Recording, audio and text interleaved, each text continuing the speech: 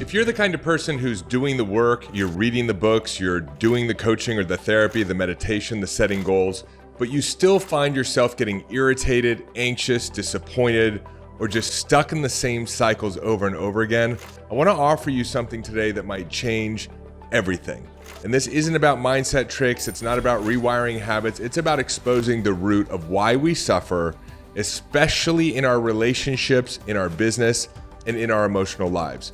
And what I'm about to share might seem simple at first, but if you really get it, you'll discover a kind of freedom that's always been available, but completely invisible until now. Hey, it's David. Welcome to A Changed Mind, a sanctuary for your spirit, a place where each and every episode I remind you of the certainty of the goodness of the future.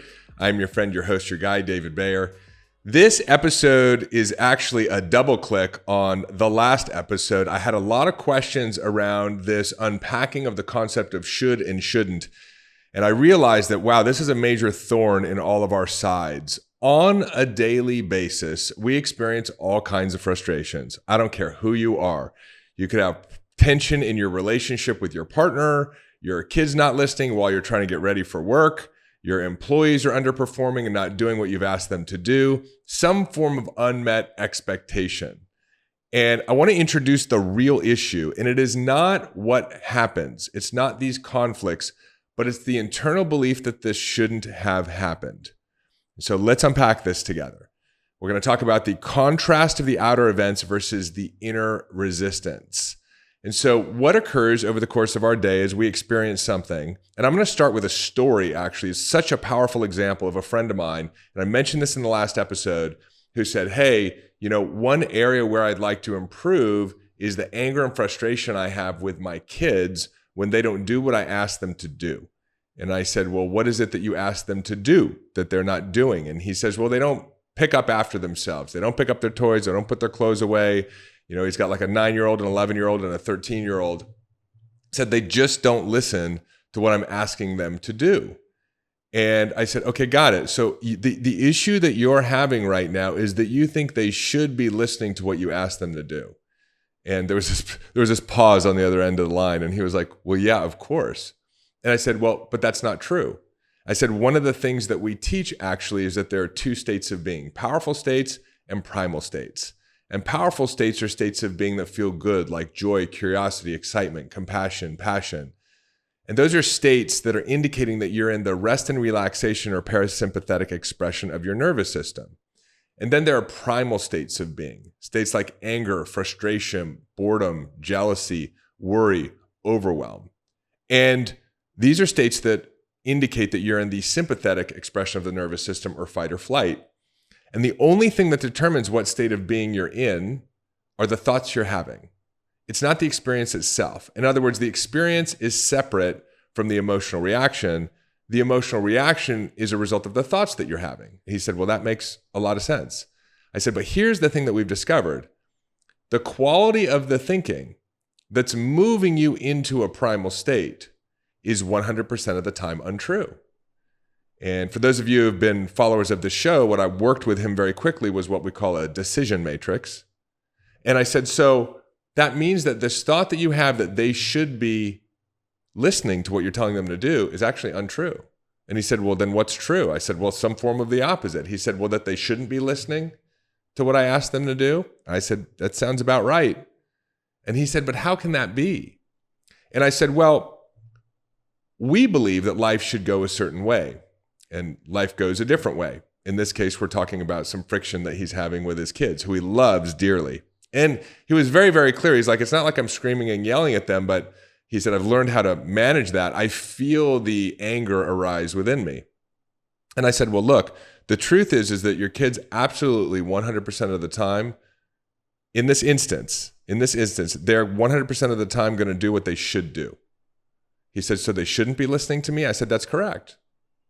I said, based on the habits they've developed since they were born, based on who they came in this world to be and the different aspects of their personality, based on what they've learned to transform or haven't transformed according to the early age programs, based on how they prioritize what you've asked them to do versus all the other things that they're interested in, based on how they're managing all of the information that's coming through them, And based on a lot of different factors, their capacity, their innate capacity to concentrate, what foods they're eating that may defocus them, all of these different things build up into a sequence of cause and effect that in this moment predicts 100% of the time that they will do exactly what they did.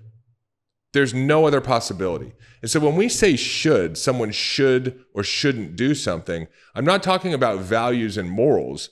I'm talking about predictive possibility. So when you're at the gas station and someone gets frustrated at you and gives you the finger, 100% of the time, that's exactly what they should be doing. When you have an argument with your partner and you think to yourself, they shouldn't be yelling at me, 100% of the time, yes, they should. In that instance, they should. Based on how they've metabolized trauma, based on the other tensions in their life, based on who they are in their entire life up until that moment, 100% of the time they should do exactly what they did. We can look back on our lives and say, well, I shouldn't have been physically abused or sexually abused. From a moral and value standpoint, I would agree with you. From a predictability standpoint, I would disagree. Yes, you should have been physically or sexually abused from a predictive standpoint. How do we know? Because it happened. And so what we see here is that so often we are in denial with the reality of life. We are fighting life. And it's the fighting life that's the problem. It's not the experience itself. And so my friend said, well, what can I do differently? I said, well, number one, see that your belief or the thinking that's taking place in the moment that your kids should be listening to and they are not is untrue. See that. Because then you can stop that bad behavior. You can stop believing that reality should be different than what it is. And from that place, I don't know what will occur for you, but there's a new space. Because when you're living in this should or should not be happening, all that's possible is the judgment. All that's possible is the judgment. But when you set aside the judgment by actually seeing clearly that this should be taking place, now there's a new possibility. So by the way, when you set aside the judgment, what we call that is you now have the capacity to create a loving container. So there's now a loving container in the environment of the dynamic with your children. And what's fascinating about that is they've developed a habit or a relationship with your anger. And so they can predict that you'll be angry and they need to meet that prediction as well. A great way for them to meet that prediction is to actually not put away their stuff. But as soon as you stop with the anger, you change the energetic and relational dynamic. And now that frees them up to have different choice because they're no longer adherent or enslaved by your habit of response. We had a woman in one of our coaching programs. She has an autistic child, and she says, it's just so challenging because he's very loud, he's very expressive, he's very what I would call aggressive. And she said, I really don't know what to do. And so we looked at, well, how are you being psychologically and emotionally in that moment of interaction? And she said, well, I'm thinking that he shouldn't be this way and that this is never going to change and this is going to negatively impact me for the rest of my life. I said, well, then that's the reality that you're creating. And he's also feeling that judgment emotionally and energetically that there's something wrong with him and he's reacting out of that and perpetuating that. So when she got clear that absolutely the way that he is behaving should be the way he is behaving based on everything that has led up in his life and her life up into those moments, she was able to relax around it and be a loving container. So she was no longer being, he shouldn't be doing this. It's never going to change. It's going to negatively impact the rest of my life. She set that aside and she became curious. And in that curiosity, she came back a couple of weeks later. She said, you're not going to believe it. The whole dynamic has completely changed. I said, well, I'm going to believe it because I'm the one who coached you on it. I've seen it time and time and time and time again. You have 10,000 coaching conversations. You learn a thing or two. And she said, he's respecting my boundaries. He's giving me my space. When I tell him I need some, he's less aggressive. I said, yeah, because he's no longer feeling like he's broken and he's no longer feeding into that energetic dynamic that you guys had. So the problem is not the problem. The problem is our denial of the reality of the situation. And when we can accept that the situation absolutely should be what it is, then a solution can emerge. And you could look at this in your individual, let's say the micro moments of your life. Again, team members within an organization. I often speak to entrepreneurs. They're like, my team shouldn't be doing the things that they're doing. They should be doing better. And I'm like, well, that's not true. How do you know that's not true? Well, number one, because it's moving you into a primal state, and that's your nervous system indicating that you're entangling with an idea that is not coherent. It is not resonant. It is not in alignment with the truth of the situation. So we can use powerful and primal states as a nice little gut check. And number two, because 100% your employees are doing exactly what they should be doing because that's what they're doing. And the problem is not that they're not tackling the tasks properly. The problem is you believe that they should. And in the space of you believing that they should, there's tension, and now you're making decisions from that tension. Even if you're making decisions that seem intelligent, like, well, I'll put an extra layer of leadership development and coaching in my team, it's still coming from a place of dissonance. And so you truly have to see that, like, wow, I'm creating my own reality. I've created all these energetic dynamics with the people around me based on what I believe. And now they're showing up as experiences in my life. And the way that I change the dynamic is not by getting someone to do something different. It's about changing something inside of me. It's about seeing that I've held on to this idea of judgment that has been passed down from generation to generation to generation, frankly, because nobody explained this to us when we were younger, that there really is no such thing as should or shouldn't when it comes to predictable possibility. All things that happen are 100% guaranteed to happen. But as they happen, we can be with those experiences in a particular way to transform them in the next iteration, rather than living that same cycle over and over and over and over again. Hey, it's David. Quick interruption to your regularly scheduled podcast episode. I want to let you know about an opportunity to go even deeper into this work together. If you have not yet, please check out the show notes. In there, we've got links to both our Mind Hack and our Whole Human Framework programs. Our Mind Hack course is an incredible framework. It's the foundation of everything that I teach on this show to help you understand how to become deeply aware of the subconscious programs that are holding you back, and to teach you the technologies and frameworks to allow you to dramatically transform those belief systems and rewire your brain. Again, the Mind Hack program is our 7-day self-paced program. We also have our 12-week course, The Whole Human Framework. And we've got both of them right now bundled in a special offer for those of you who want to go big, want to go fast, and who understand that you don't want to put off another day of your full potential or holding on to unnecessary stress, anxiety, or suffering, but you want to be liberated from these habits of thinking and have a powerful living experience. Check out the link in the show notes. Jump on over to the website. Take a look at the programs and the extraordinary success stories of entrepreneurs just like you who have gone through these courses, and I will see you on the other side. And now, back to your regularly scheduled podcast episode. We also see this at a macro scale with how people perceive the world. We say, well, this president should be doing something or shouldn't be doing something. This political party should be doing something or shouldn't be doing something. This non-governmental organization should be doing something or shouldn't be doing something. This group of people or society should be behaving this way and they shouldn't be behaving that way. And that's not true, because there's been a collective accumulation of cause and effect, cause and effect, cause and effect, cause and effect that 100% predicts the response that is taking place. It predicts the agenda that's being rolled out. It predicts the decisions that the leader is making. There's a lot right now going on. People have different opinions. Trump should be doing this. Trump shouldn't be doing that. No, Trump does Trump. That's it. It's predictable. Now, how you react to Trump doing Trump, that not only influences your own life, but that starts to influence the larger conversation of what we want and how we're being with the current system and structure as it's transforming, and whether or not we're going to continue to perpetuate the same dynamic. A lot of people have a lot of opinions of what's going on with Israel and Gaza. Israel shouldn't be doing this full-on attack on Gaza. No, they should. Not from a moral or judgment standpoint. My personal opinion is that should not be taking place. But from a predictability standpoint, 100%. 100%. If you look at over time how their agenda has built up and the history that they come from and the original roots of the nation state of Israel and what it stands for and what it wants to achieve and the people who are in charge as a result of that, and like all the millions of things that have led us up to this present day circumstance and situation, 100% what's happening should be happening.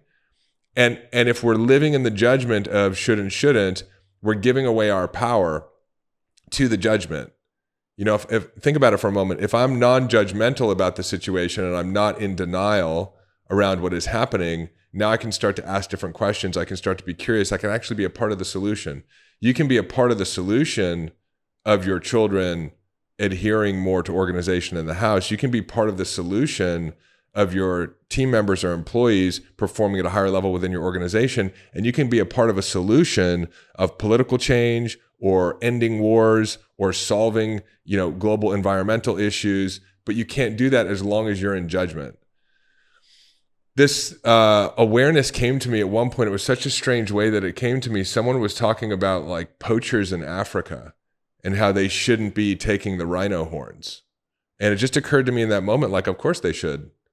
Like, of course they should, based on their prioritization and their needs and the money that they want to accumulate and what horns sell for as, a crushed cartilage to people in China who drink it in tea, and all these dynamics and needing to feed their families or wanting to buy more weapons and guns or whatever their motivation is based on who they become over the course of not just this lifetime, but multiple incarnations.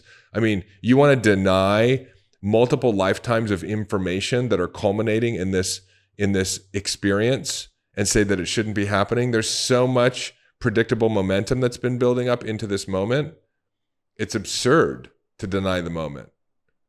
But when we realize that it's just our ego that wants to make judgment and wants to create division and wants to pit us against other people or make our opinion right, and you can learn how to retire that, it's still going to be there, but it doesn't drive the prefrontal bus. Like you make your own decisions about how you're going to be with a circumstance or situation. Now you retake your power. Now you're a powerful person in the world. Paramahansa Yogananda has a beautiful quote that says, "The true yogi stands unshaken amidst the crashing of worlds." Sometimes the crashing of worlds is your kids in the morning. Sometimes the crashing of worlds is a dynamic in your relationship or your business or your health. Sometimes the crashing of worlds is a nuclear war or the prospect of it. But how can you stand unshaken? And what I'm suggesting is that the thorn in our side that prevents us from showing up more powerfully and being a part of the solution is this thing called judgment. And what's interesting is if you can retire the judgment, then you get to have so many more things. Like if you're listening to the show, there's probably a lot of things that you want in your life. You're wanting to make more money. You're wanting to discover your purpose. You're wanting to become more impactful. You're wanting to have better relationships. You're wanting to be a better, mom or dad or husband or wife or partner. There's lots of things that you want. And this desire is calling you into a conversation like this so that you can learn the tools and transform the way that you're thinking so that you can actually materialize those desires. And what I'm suggesting is one of the biggest things that prevents us from materializing more in our life and at the same time is creating a tremendous amount of suffering is this thing called judgment. And so just imagine today going through your day and accepting what is.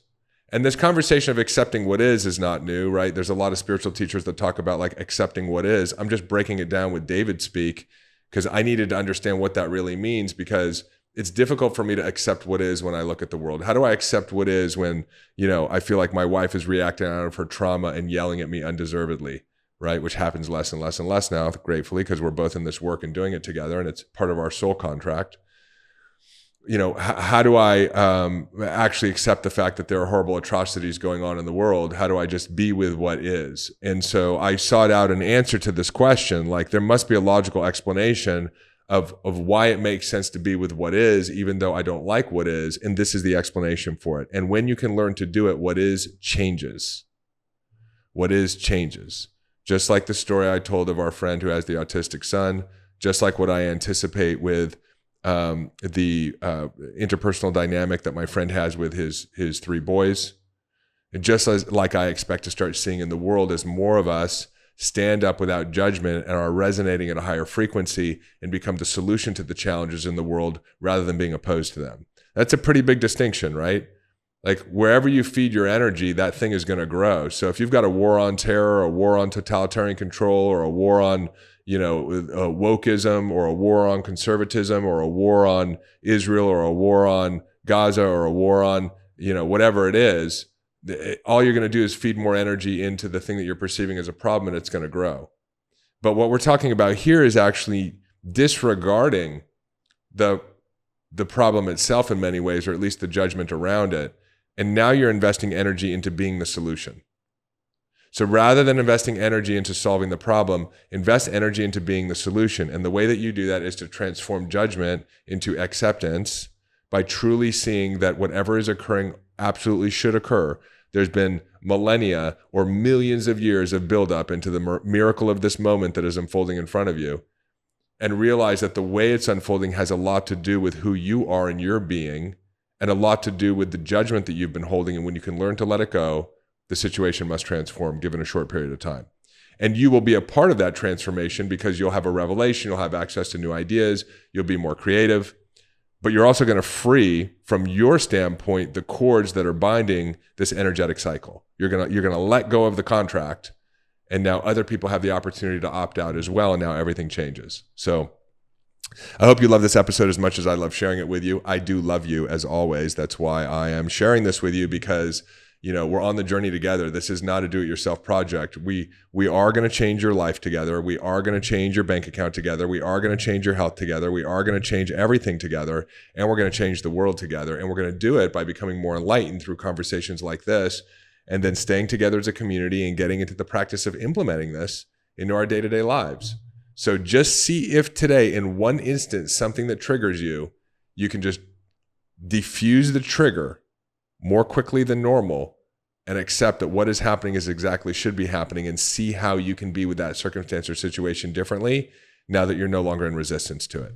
So again, I love you very much. If you love this episode, do me a favor. Number one, share it with somebody who needs to hear it. This is the way we get this work out to more and more people. And if we can get more and more people to actually get into this work, we're going to change the world together. Number two, if you're following along on YouTube, do me a favor, subscribe and hit that bell icon. I want to grow this subscription. I want you to know when new episodes come out. I want us to continue doing it together. And if you have any questions or comments, comment below. If this sparks other episode ideas, let me know what you think. I want to know what you think. This is just what I've learned over the course of my tumultuous life, and I'm sharing it with you, but you have your own wisdom that I want to hear about as well. And if you're listening on the audio platforms, do me a favor, leave me that rating or review. I love waking up in the morning and getting my Apple notifications that somebody left me a review. I love seeing our ratings grow on Spotify. Just do it, please. It's the only thing that I ask of you. And other than that, have an amazing day. Have a powerful living experience, and I will see you in the next episode.